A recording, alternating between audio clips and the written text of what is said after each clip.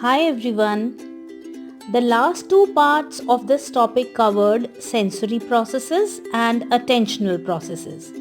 In the third and the last part, which is this video, we will understand the perceptual processes. Stimulation of sensory organs lead to experience something such as a flash of light or a sound or a smell called sensation. हमारे sense organs में जब information जाती है तो उसे हम sensation कहते हैं, जैसा हमने पहले भी बात की थी. बट ये हमें कोई अंडरस्टैंडिंग नहीं देता है उस स्टिमुलस की या कहाँ से ये इंफॉर्मेशन आई है. इससे ज़्यादा हमें वो कुछ नहीं बताता है. इसमें से हम सेंस अगर उसमें निकालना चाहते हैं, उसको अर्थ देना चाहते हैं, मीनिंग देना चाहते हैं, तो इसे फर्दर प्रोसेस करने की ज़रूरत होती है. We give meaning to stimuli by using our learning, memory, motivation, emotions and other psychological processes. तो हमने जो पहले सीखा है, जो चीज़ें हमें याद हैं, हमारे अपने motivations, हमारी भावनाएं, ये सब कुछ उसमें हेल्प करती हैं उस स्टिमुलाई को मीनिंग देने के लिए, उसको कुछ अर्थ देने के लिए. The process by which we recognize, interpret or give meaning to the information provided by sense organs is called perception. In interpreting stimuli or events, individuals often construct them in their own ways. Thus, perception is not merely an interpretation of objects or events of the external or internal world as they exist. Instead, it is also a construction of those objects and events from one's own point of view. तो जैसे बाहर जो चीज़ें हैं, जो external world में या हमारे अंदर जो चीज़ें हैं, उनको हम सिर्फ ऐसे ही इंटरप्रेट नहीं करते हैं. उसे इंटरप्रेट करने के लिए उसमें शामिल होता है हमारा खुद का पॉइंट ऑफ व्यू. हम क्या सोचते हैं, हमारे इमोशंस क्या हैं, हमारा मोटिवेशन क्या है. तो ये सब मिलकर एक चीज़ को प्रोसेस करते हैं और तब हम कहते हैं कि हमने परसीव किया या ये परसेप्शन है. परसेप्शन की दो प्रोसेसिंग अप्रोचेस हैं. एक है बॉटम अप प्रोसेसिंग और दूसरा है top down processing. In bottom up processing, recognition process begins from the parts which serves as the basis for the recognition of the whole. कोई भी चीज़ को हम परसीव करने के लिए, समझने के लिए चीज़ों को पहले रिकग्नाइज करते हैं उसके पार्ट से, जिसके बेस पर फिर हम तय करते हैं कि वो एज अ होल क्या चीज़ है. फॉर एग्जाम्पल, अगर आंखें बंद करके हमें एलिफेंट के कुछ पार्ट्स छूने को दिए जाएं तो उसके बेस पे हम अल्टीमेटली बता पाएंगे कि ये एक एलिफेंट है. Whereas in the top-down processing approach, recognition process begins from the whole. पूरे से होते हुए हम उसके पार्ट्स तक पहुंचते हैं.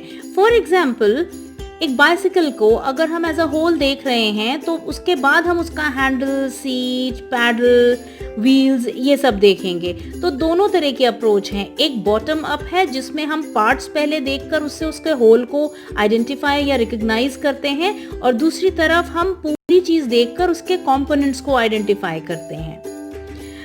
बॉटम अप प्रोसेसिंग में ज़्यादा जोर दिया जाता है स्टिमुलाई पर और इसको एक मेंटल कंस्ट्रक्शन का प्रोसेस माना जाता है. On the other hand, in the top-down processing, emphasis is on the perceiver, जो देख रहा है, जो समझ रहा है, and it considers perception as a process of recognition or identification of stimuli. Studies show that in perception, both the processes interact with each other to provide us with an understanding of the world. दोनों ही जो approaches हैं, इनको मिलाकर, इनके interaction से ही हम दुनिया को समझ पाते हैं. हमारे सेंस ऑर्गन्स जो इंफॉर्मेशन लाते हैं वो हम इन दोनों प्रोसेसेस को मिलाकर फिर समझ पाते हैं. किसी भी सेंसेशन को मीनिंग देने के लिए उसके कुछ सब प्रोसेसेस भी हैं. पहले एक स्टिमुलस होता है जिसमें से हमें इंफॉर्मेशन मिलती है जो हमारे सेंसरी रिसेप्टर्स लेते हैं और उनमें से कुछ चीज़ों को अटेंशन दिया जाता है जो अटेंशनल प्रोसेसेस में हमने बात की थी और ये फिर जाके प्रोसेस होते हैं CNS में, ब्रेन में, सेंट्रल नर्वस सिस्टम में. यहाँ पर हमारी लर्निंग, मेमोरी और दूसरे साइकोलॉजिकल प्रोसेसेस काम करते हैं और फिर कहीं जाकर हम चीज़ों को परसीव करते हैं. Now, who is the perceiver? What is the perceiver like? Human beings are not just mechanical and passive recipients of stimuli from the external world, they are creative beings. And they try to understand the external world in their own ways. अपने तरीके से वो दुनिया को समझने की कोशिश करते हैं, और क्योंकि वो अपने तरीके से समझना चाह रहे हैं तो इस प्रोसेस में उनके motivations, expectations, cultural knowledge, past experiences और मेमोरीज, ये सब तो काम करते ही हैं, साथ साथ में वैल्यूज, बिलीव्स और एटीट्यूड्स भी बहुत इंपॉर्टेंट रोल प्ले करते हैं। तो मोटिवेशंस कैसे काम करते हैं? जो इंडिविजुअल के या परसीवर के नीड्स और डिज़ायर्स होते हैं, उनकी ज़रूरतें और उनकी इच्छाएं होती हैं, वो परसेप्शन को बहुत स्ट्रांगली इन्फ्लुएंस करते हैं। People want to fulfil their needs and desires through various means. अलग अलग तरीक़ों से ये ज़रूरतें और इच्छाएं पूरी करना चाहते हैं। One way to do this is to perceive objects in a picture as something that will satisfy their need. कुछ चीज़ों को वो पिक्चर्स में देखकर ही पूरी करने की कोशिश करते हैं। एक तरीका ये है, जैसे एक एक्सपेरिमेंट में ये देखा गया था कि कुछ लोग थे जो बहुत भूखे थे और कुछ थे जो भूखे नहीं थे। तो जो भूखे थे उनको जो भी पिक्चर्स दिखाई जा रही थी, कुछ भी एट रैंडम, और उसमें उनको ज़्यादातर खाने पीने की चीज़ें ही समझ में आ रही थी, उनको वो चीज़ें ज़्यादा दिख रही थी बजाय कि उन लोगों के जो कि भूखे नहीं थे। एक्सपेक्टेशंस और परसेप्चुअल सेट्स भी बहुत इन्फ्लुएंस करते हैं हमारे परसेप्शन को। This phenomenon of perceptual familiarisation और perceptual generalisation reflects a strong tendency to see what we expect to see, even when the results do not accurately reflect external reality. कभी कभी जो हम देखना चाहते हैं वो हमें दिखाई देने लगता है। For example, if your milkman delivers you milk daily at about 5:30 am, सुबह 5:30 बजे दूध वाला दूध देने आता है, तो डोर पे जो नॉक होगा सुबह, वो ऑटोमेटिकली आपको लगेगा कि ये दूध वाला ही दूध देने आया है। हो सकता है रियलिटी में कोई और हो, लेकिन हमारी एक्सपेक्टेशन हमारे परसेप्शन को क्योंकि इन्फ्लुएंस कर रही है, तो हमें सबसे पहले ये ख्याल आएगा कि डोर पर दूध वाला ही है। Then there are some cognitive styles. Cognitive style refers to a consistent way of dealing with our environment. एक ही तरीके से जब हम अपने environment से interact करते हैं, deal करते हैं, वो हमारा cognitive style होता है। There are several cognitive styles that people use in perceiving their environment. One most extensively used is the field dependent and field independent cognitive style. जो फील्ड डिपेंडेंट लोग होते हैं वो अपने एक्सटर्नल वर्ल्ड को totality में देखते हैं, एज अ होल देखते हैं, ग्लोबल वे में। और जो फील्ड इंडिपेंडेंट होते हैं, they perceive the external world by breaking it into smaller units, that is in an analytic or differentiated manner. किसी भी चीज़ को टुकड़ों में देखकर समझना ये फील्ड इंडिपेंडेंट कॉग्निटिव स्टाइल है, और किसी चीज़ को एज अ होल समझना फील्ड डिपेंडेंट कॉग्निटिव स्टाइल है। For example, you can see in this picture, there are some geometrical shapes hidden in this picture. Can you find out the triangle hidden in the picture and how much time do you take to locate it? Try to also see how much time others take to locate the triangle.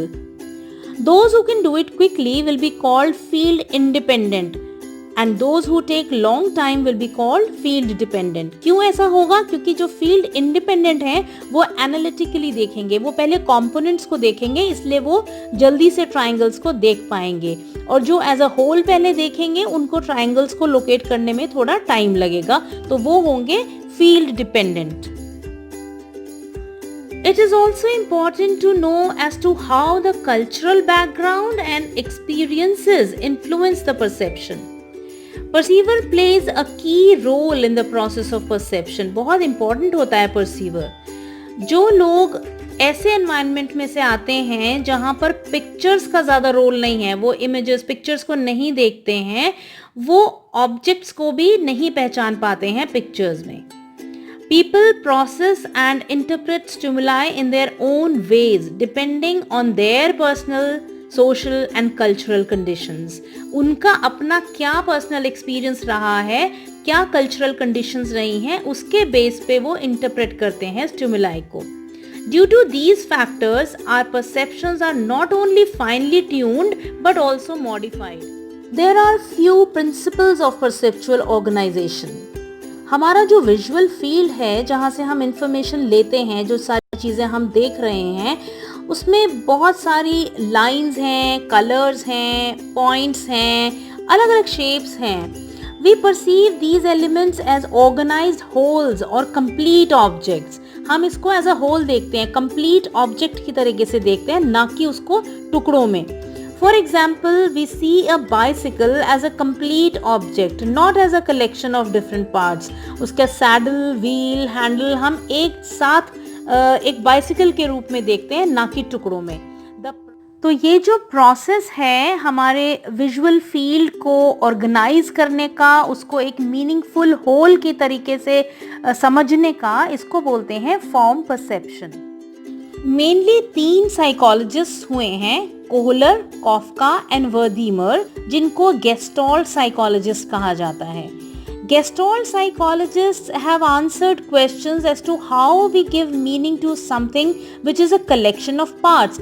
जो टुकड़ों से मिलके कोई चीज़ बनी है, उसको हम meaning कैसे देते हैं, इसका आंसर दिया है गेस्टॉल्ट साइकोलॉजिस्ट ने. Gestalt means a regular figure और a form. According to Gestalt psychologists, we perceive different stimuli not as discrete elements but as an organized whole that carries a definite form. उनका मानना है कि कोई भी चीज़ का form उसकी कंप्लीटनेस में होता है, उसको एज अ होल देखने में होता है, ना कि उसके सिर्फ पार्ट्स को आपस में जोड़ देने से. For example, a flower pot with a bunch of flowers is a whole. If the flowers are removed, the flower pot still remains a whole. It is the configuration of the flower pot that has changed. Flower pot with flowers is one configuration. Without flowers it is another configuration. तो फूलों के साथ एक अलग form है और बिना फूलों के फ्लावर पॉट का एक अलग फॉर्म है. गेस्टॉल्ट साइकोलॉजिस्ट ने ये भी बताया है कि जो हमारा सेरेब्रल प्रोसेस है, जो ब्रेन प्रोसेस है हमारा, वो देखना चाहता है अच्छी फिगर को, जिसे हम प्रेग्नेंस भी बोलते हैं. That is the reason why we perceive everything in an organised form. In order to understand perception, it is very important to understand the figure and ground concept. When we look at a surface, certain aspects of a surface clearly stand out as separate entities, whereas others do not. जब भी हम कुछ देखते हैं तो कुछ चीज़ें हमें बैकग्राउंड से अलग सरफेस पे नज़र आती हैं, फिगर की तरह से नज़र आती हैं. For example, when we see words on a page, जब हम कोई भी पेज पे लिखे हुए शब्दों को देखते हैं तो पेज बैकग्राउंड होता है और शब्द हमें एज अ फिगर नजर आते हैं. और a painting on a wall और birds flying in the sky, the words, the painting and the birds stand out from the background and are perceived as figures, while the page, wall and sky stay behind the figure and are perceived as background. For example, you can see in this picture, which is the Rubens vase. What do you see in this picture? What according to you is the figure and what is the background? हम figure को ground से mainly इन 5 characteristics के base पे distinguish कर पाते हैं. पहला है कि फिगर जो है उसका एक डेफिनेट फॉर्म होता है, जबकि बैकग्राउंड का ऐसा कोई क्लियर फॉर्म नहीं होता. Figure is more organized as compare to the background. Figure has a clear contour, एक आउटलाइन नजर आती है फिगर में, जबकि बैकग्राउंड में कंटूर नहीं होता है. Figure stands out from the background while the background stage behind the figure. Background हमेशा पीछे दिखता है और फिगर आगे दिखती है. फिगर जो भी होगी वो हमें बहुत क्लियर नजर आती है और लिमिटेड नजर आती है और थोड़ा पास नजर आती है, जबकि बैकग्राउंड उतना क्लियर भी नहीं होता है और कोई लिमिट्स नजर नहीं आती हैं उसकी, और वो हमसे थोड़ा सा दूर नजर आता है. There are some principles of perception. This indicates that human beings perceive the world in organized wholes rather than in discrete parts, as we talked earlier. The Gestalt psychologists have given us several laws to explain how and why different stimuli in our visual field are organized into meaningful whole objects. जैसे Gestalt psychologist ने as a whole की बात करी है, उसी पर based हैं कुछ law जिन्हें हम principles भी कहते हैं. इसमें से पहला है the principle of proximity.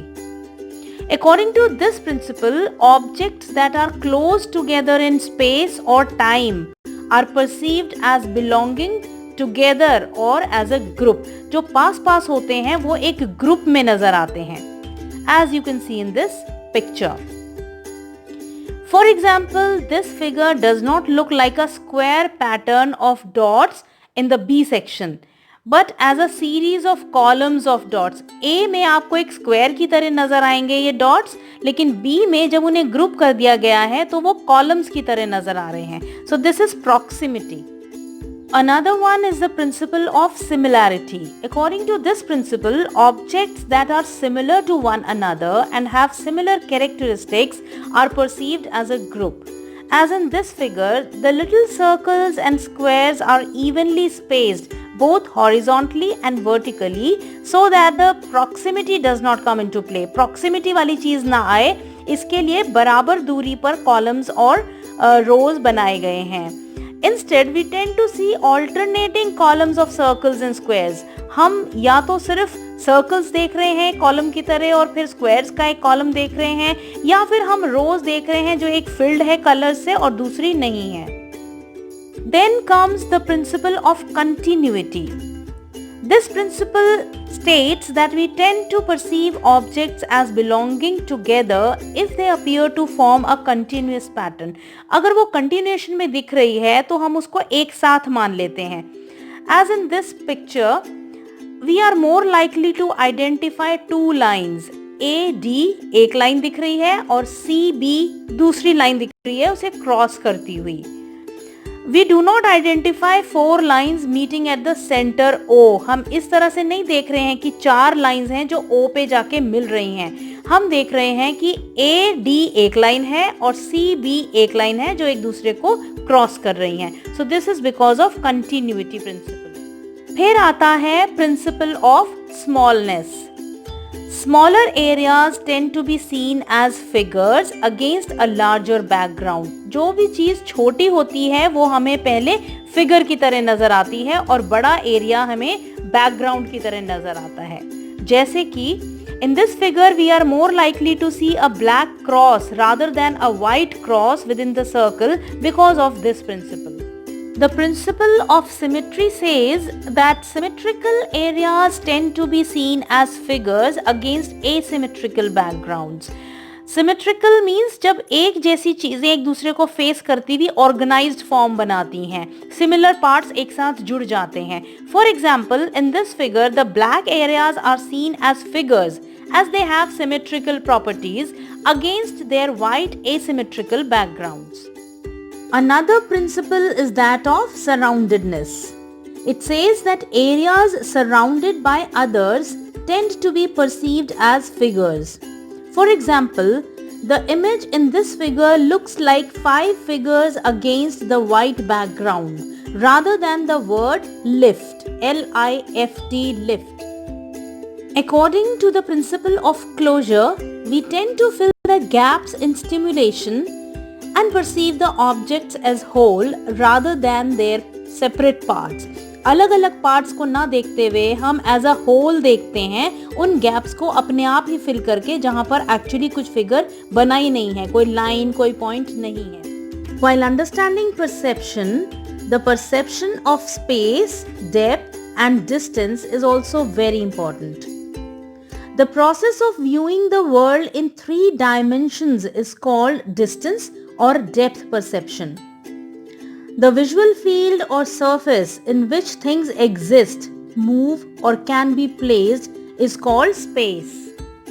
हमारे आसपास की वो जगह या वो सरफेस जहाँ चीज़ें मौजूद हैं या घूम रही हैं या जहाँ हम कुछ रख सकते हैं उसे कहते हैं स्पेस. तो हम जिस स्पेस में रहते हैं वो 3 डायमेंशंस में ऑर्गेनाइज है, मतलब लंबाई चौड़ाई के अलावा गहराई भी होती है. हालांकि जो इमेजेस हमारे रेटिना पे प्रोजेक्ट होती हैं वो फ्लैट होती हैं और 2 डायमेंशंस में होती हैं। 2 डायमेंशंस मींस लेफ्ट से राइट की तरफ देखें तो और अप से डाउन की तरफ देखें, मतलब लंबाई और चौड़ाई, ये ऐसे प्रोजेक्ट होती हैं। लेकिन फिर भी हम चीज़ों को 3 डायमेंशंस में परसीव करते हैं, जो हम अंडरस्टैंड करते हैं उसे डेप्थ के साथ करते हैं। It occurs due to our ability to transfer a 2-dimensional retinal vision into a 3-dimensional perception. Depth perception is very important in our daily life. For example, when we drive, we use depth to assess the distance of an approaching automobile. गाड़ी कितनी दूर है, हमें कितने किनारे से निकालना है, कितना तेज ले जाना है, कब स्लो करना है, कब ब्रेक लगाना है, ये सारी चीज़ें हम डेप्थ परसेप्शन की वजह से कर पाते हैं। या फिर जब हम दूर से किसी को आवाज़ देते हैं तो हम कितनी ज़ोर से आवाज़ देंगे, ये भी डिपेंड करता है हमारे डेप्थ परसेप्शन पे, हम कितनी दूर उस व्यक्ति को, उस इंडिविजुअल को देख पा रहे हैं। In perceiving depth, we depend on 2 main sources of information, which are called cues. 2 तरह से हम इंफॉर्मेशन लेते हैं जिन्हें हम cues कहते हैं।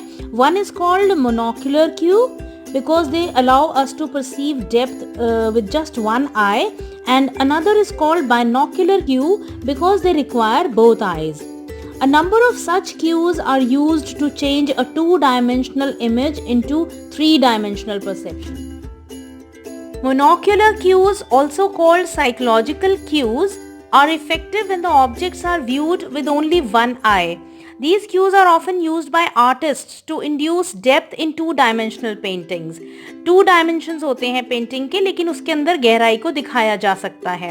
Hence they are also known as pictorial cues. Monocular cues help us in judging the distance and depth in 2-dimensional surfaces, as in this picture.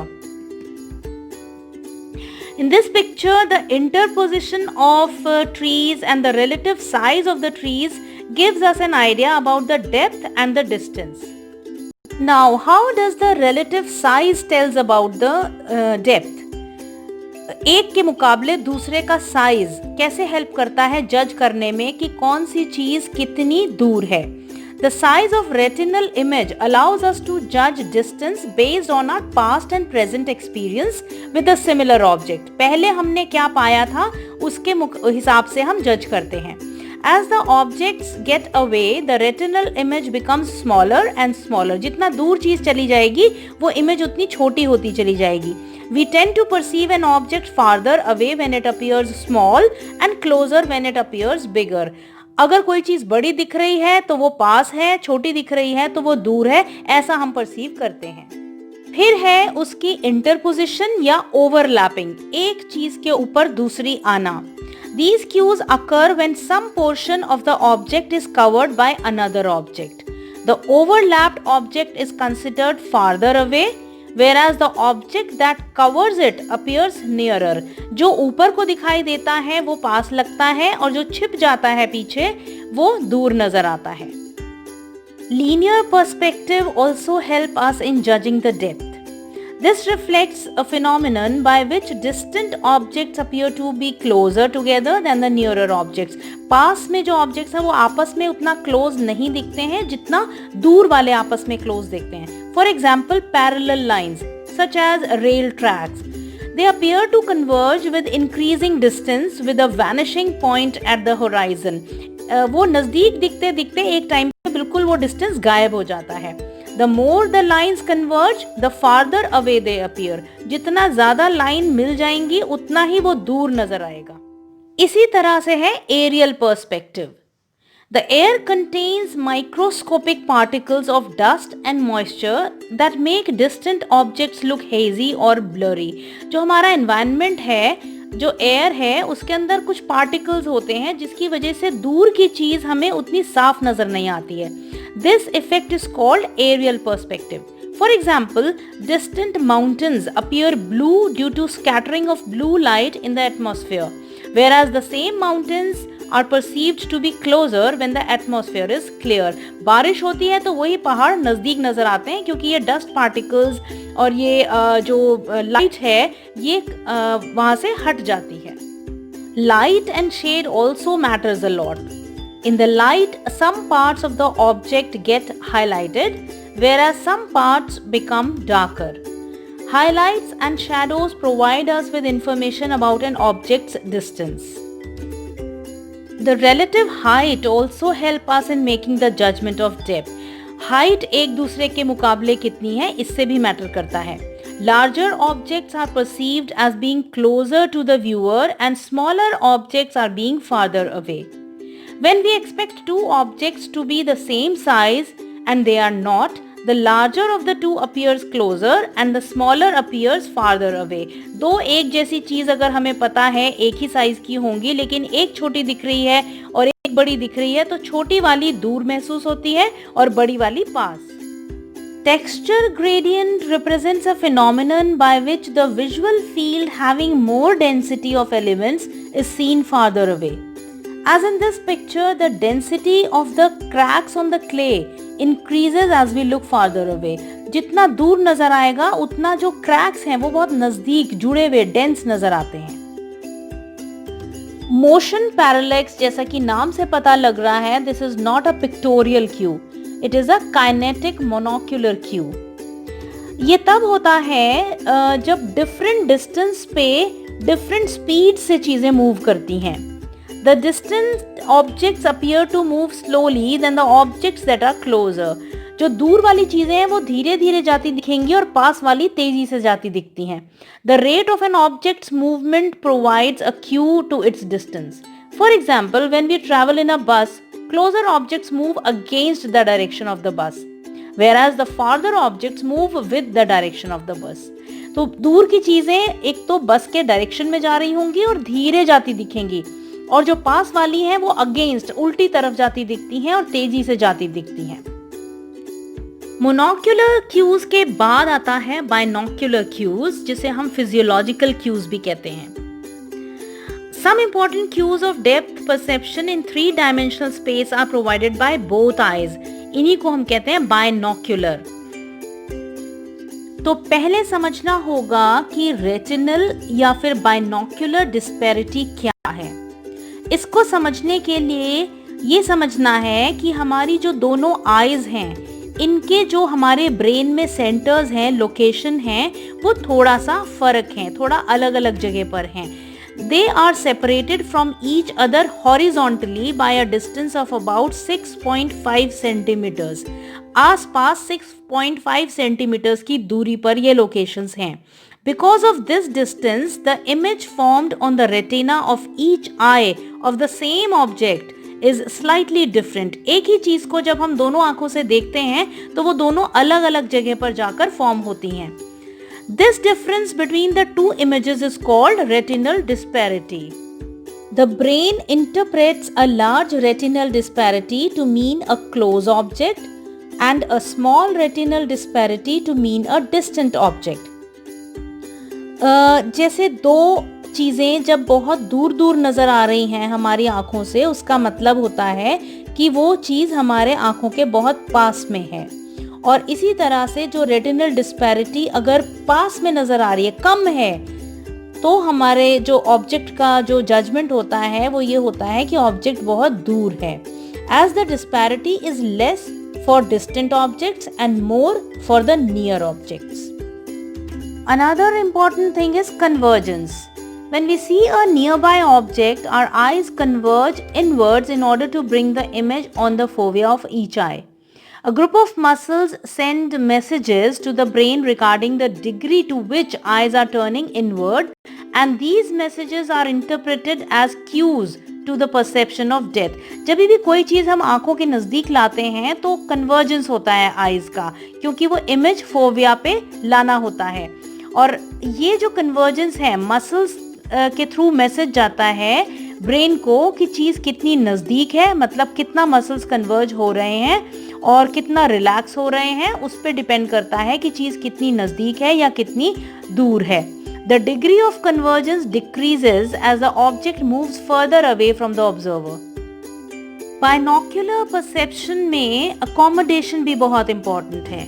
It refers to a process by which we focus the image on the retina with the help of ciliary muscle. These muscles change the thickness of the lens of the eye. If the object gets away more than 2 meters, the muscle is relaxed. As the object moves nearer, the muscle contracts and the thickness of the lens increases. तो जितना नज़दीक object होगा, lens की जो muscles हैं उतना ही सिकुड़ेंगी और contract होंगी और थिकनेस बढ़ेगी, और जितना दूर होगा उतनी रिलैक्स होंगी और उसकी जो थिकनेस है वो कम हो जाएगी.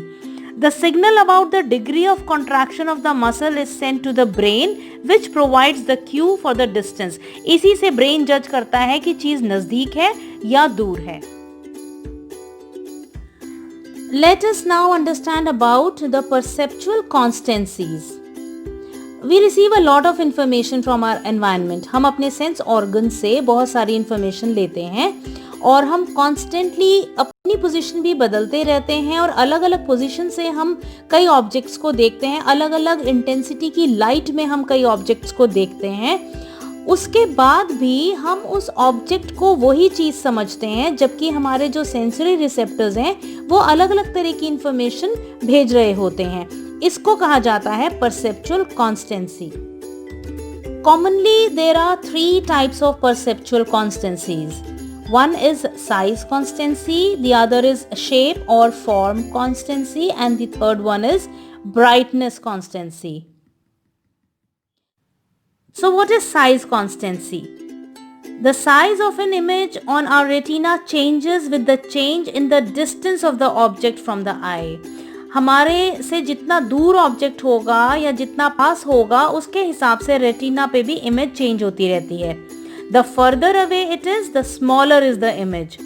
On the other hand, our experience shows that within limits the object appears to be about the same size, irrespective of its distance. For example, when we approach our friend from a distance, our perception of the friend's size does not change much, despite of the fact that the retinal image becomes larger. कोई friend हम नज़दीक से देखते हैं, उसके पास में जा रहे हैं, वो बड़ी हो रही है इमेज, तभी भी हम फ्रेंड के साइज में कोई डिफरेंस महसूस नहीं करते हैं. This tendency for the perceived size of objects to remain relatively unchanged with changes in their distance from the observer and the size of the retinal image is called size constancy. Another one is shape constancy or form constancy. हमारे perception में जो objects हमारे लिए familiar हैं, जिन्हें हम बहुत अच्छी तरह से जानते हैं, उनकी शेप्स को हम जानते हैं, वो हमारे रेटिना पे कोई भी पैटर्न बनाएं लेकिन हम उसकी शेप को कांस्टेंट रखते हैं. हम उसको उसी तरह से परसीव करते हैं जैसे हमने उसको पहले समझा था. For example, a dinner plate. It looks the same shape whether the image that it casts on the retina is circle or ellipse or roughly a short line. किसी भी तरह से एंगल से देखें, चाहे वो सर्कल नहीं दिखे हर एंगल से, लेकिन हमें वो पता है कि उसकी जो शेप है वो गोल है. This is called shape constancy or form constancy. Visual objects not only appear constant in their shape and size, they also appear constant in their degree of whiteness, grayness or blackness. This is about brightness constancy. Our experience of brightness does not change in spite of the changes in the amount of reflected light reaching our eyes. कितना भी light हमारे उस पर कम या ज़्यादा आता है, लेकिन हमारा जो उसका कलर है या उसकी जो ब्राइटनेस है वो हमें सेम ही लगेगी. ये हम कांस्टेंट रखते हैं क्योंकि हमने पास्ट में भी ऐसा परसीव किया था. The tendency to maintain apparent brightness constant under different amount of illumination is called brightness constancy. For example, surface of a paper which appears white in the sunlight is still perceived as white in the room light. Similarly, coal that looks black in the sun also looks black in the room light. अब थोड़ा सा बात करेंगे illusions की. Sometimes we fail to interpret the sensory information correctly. This results in a mismatch between the physical stimuli and its perception. ये जो misperception है, जो इन्फॉर्मेशन हमारे सेंसरी ऑर्गन्स देते हैं और उसे हम मिस परसीव कर लेते हैं, उसे मिस इंटरप्रेट कर लेते हैं, इन्हीं को कहा जाता है illusions. These are experienced more or less by all of us. The illusion results from an external stimulus situation and generate the same kind of experience in each individual. That is why illusions are also called primitive organizations.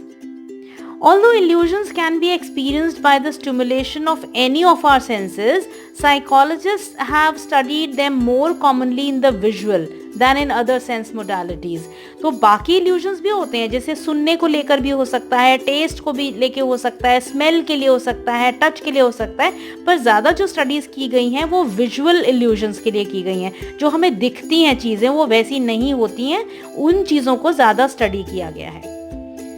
Some perceptual illusions are universal and found in all individuals. For example, the rail tracks appear to be converging to all of us.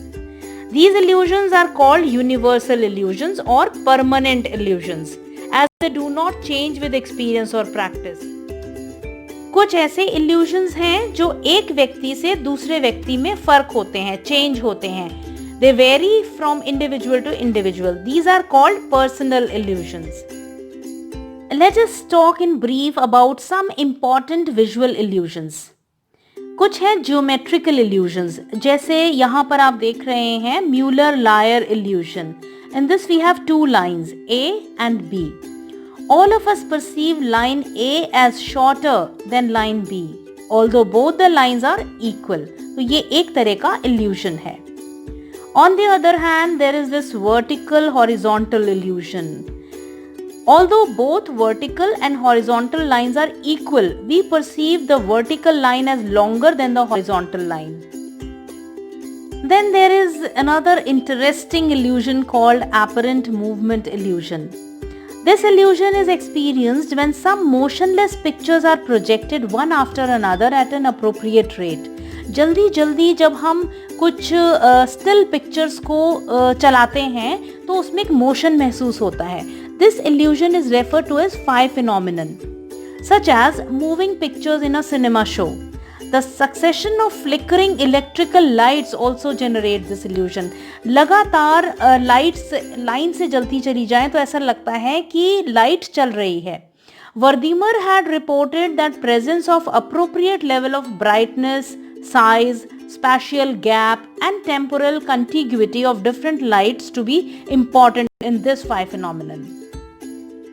तो लोग इस world को वैसा ही perceive नहीं करते हैं जैसा वो है, बल्कि वो इसमें बहुत कुछ कंस्ट्रक्ट करते हैं. और ये कंस्ट्रक्शन जो होता है ये या तो स्टिमुलाई के फीचर्स के बेस पे होता है या अपने खुद के एक्सपीरियंस के बेस पे. So we also see some socio-cultural influences on perception.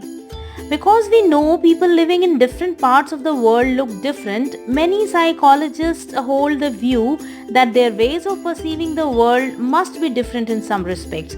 तो हम जिस जगह पर रहते हैं, हमारे आसपास जैसा एनवायरनमेंट होता है, उसी तरह से हम चीज़ों को परसीव भी करते हैं. Studies reflect that interpretation of pictures is strongly related to cultural experience of people. While people in general can recognize familiar objects in pictures, those less exposed to pictures have difficulty in interpretation of actions or events depicted in them.